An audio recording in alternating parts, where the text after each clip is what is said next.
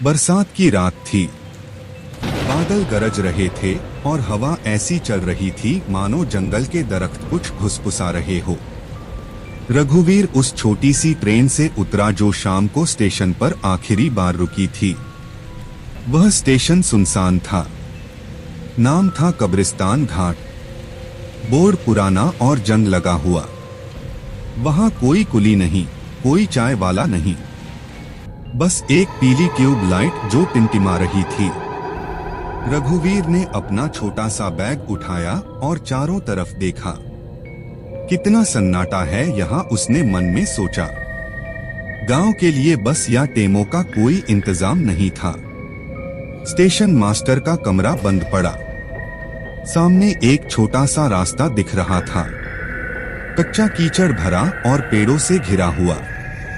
अब उसके पास सिर्फ एक ही रास्ता था, जंगल के बीच से होते हुए 5 किमी दूर अपने गांव सीतागंज तक पैदल चलना। रघुवीर उस तंग रास्ते पर चल पड़ा। चारों तरफ पेड़ों की छाया गहरी हो चुकी थी। हर पेड़ जैसे कोई अजनबी चेहरा बन चुका था। रास्ता फिसलन भरा और तंग था। जगह जगह कीचड़ के गड्ढे और बारिश से गिरी टूटी शाखाएं। बारिश की बूंदें रघुवीर के कपड़ों को भिगो रही थी, लेकिन वह रुका नहीं। बारिश अब थम चुकी थी। 1 घंटे बाद वह एक पुराने तालाब के पास पहुंचा। तालाब सूखा हुआ था, लेकिन उसके किनारे एक टूटी हुई झोपड़ी दिखी। झोपड़ी का दरवाजा आधा खुला था और अंदर हल्की सी रोशनी जल रही थी। रघुवीर ठिठका। उसने आवाज लगाई, कोई रहता है क्या यहाँ? कोई है? कोई जवाब नहीं आया। रघुवीर झोपड़ी के अंदर झांक कर देखता है, लेकिन वहां कोई नहीं होता। कुछ पल ठहरकर वह चारों ओर नजर डालता है, फिर धीरे धीरे वहां से आगे की ओर बढ़ जाता है। अब रघुवीर को सामने एक लोहे का गेट दिखा। उस पर लिखा था, पुराना शशान भूमि, चेतावनी, रात को प्रवेश न करें। उसका दिल धड़कने लगा। यही रास्ता गांव तक जाता था। उसे बचपन की बातें याद आई। बुजुर्ग कहते थे कि इस श्मशान के पास रात को कभी कभी किसी के रोने की आवाजें आती हैं, लेकिन वह रुक नहीं सकता था।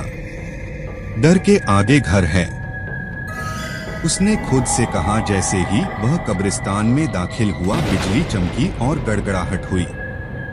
दूर एक कब्र के पास किसी ने सफेद चादर ओढ़ रखी थी। रघुवीर की सांसें रुक गई। ध्यान से देखने पर उसने पाया कि वहां ताजा मिट्टी खुदी हुई थी। एक लकड़ी का बोर्ड लगा था, अज्ञात मृत्यु 13 अगस्त 1964। रघुवीर चौंका। आज भी 13 अगस्त है। उसने कदम तेज कर दिए।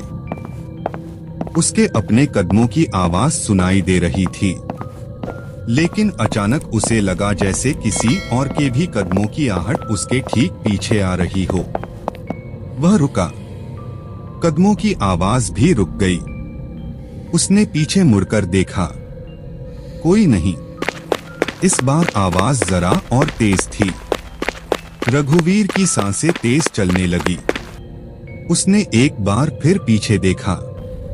अब भी कुछ नहीं, लेकिन तभी कब्रों के बीच एक काले रंग की परछाई खड़ी थी।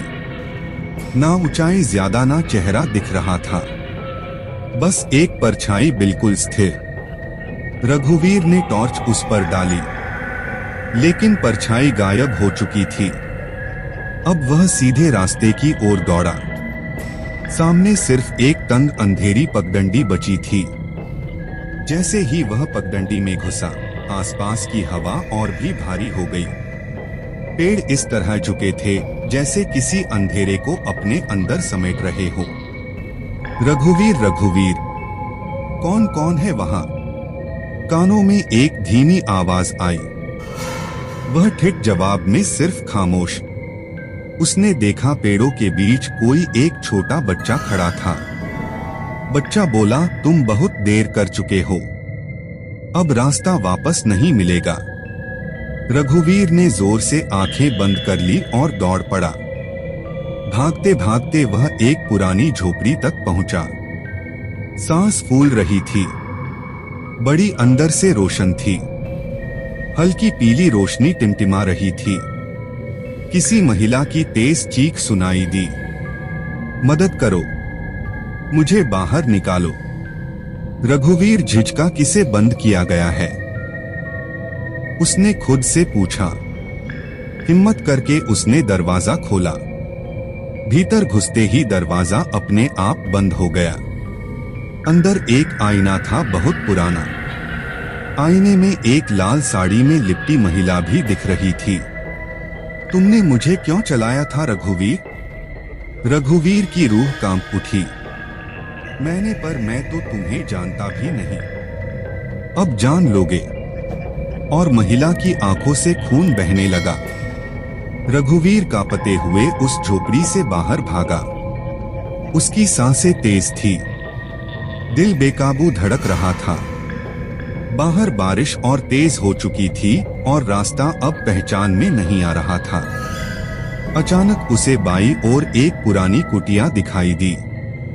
ईंटों की बनी, आधी गिरी हुई। कुटिया के सामने एक जंग लगा नाम पट था, शांति देवी वैद्य और तांत्रिक। उसने दरवाजा खटखटाया, कोई आवाज नहीं आई। जब वह वापस मुड़ने लगा, दरवाजा अपने आप खुल गया।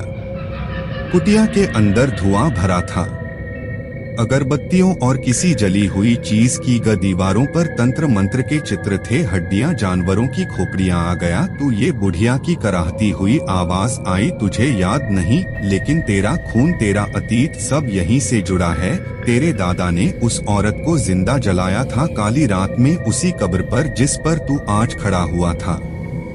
रघुवीर के पैरों तले जमीन खिसक गई। क्या? उसकी आवाज टूटी। तेरी नस्ल ने उसे धोखा दिया। वो औरत शीतला अब वापस आई है और तुझे उसे न्याय देना होगा। अब रघुवीर को हर चीज समझ में आने लगी। उसने देखा उस रात की वो आत्मा किसी और की नहीं बल्कि उसके ही खून से जुड़ी हुई थी। तेरा अपराध तेरे खून का है, लेकिन तेरा हृदय निर्मल है। क्या तुम प्रायश्चित करोगे? रघुवीर ने सिर झुकाया। हाँ, तो जा उसी झील के किनारे जहां उसे जलाया गया था और उस आत्मा की चिता को दोबारा अग्नि दे, शुद्ध अग्नि, और उसी मंत्र के साथ जो तेरे दादा ने चुराया था। रघुवीर झील के किनारे पहुंचा, लकड़ी की चिता तैयार की। रघुवीर को अब वह मंत्र याद आया जो बचपन में उसकी माँ बोलती थी, ओम शीतला स्वाहा, भूतेश्वरी स्वाहा। उसने मंत्र पढ़ते हुए अग्नि जलाई। जैसे जैसे लकड़ियां जलती गई, हवा भारी होती गई। आत्माओं की चिल्लाहटें गूंजने लगी और फिर एकाएक सब शांत हो गया। रघुवीर की सांसें धीमी हुई। उसने अपने कपड़े झाड़े और गांव की ओर चल पड़ा। गांव की गलियों में सन्नाटा था, लेकिन अब उसका मन शांत था। वह घर पहुंचा। दरवाजे के पास आईना रखा था। आईने में एक परछाई फिर से दिखाई दी। वही चेहरा, वही आंखें।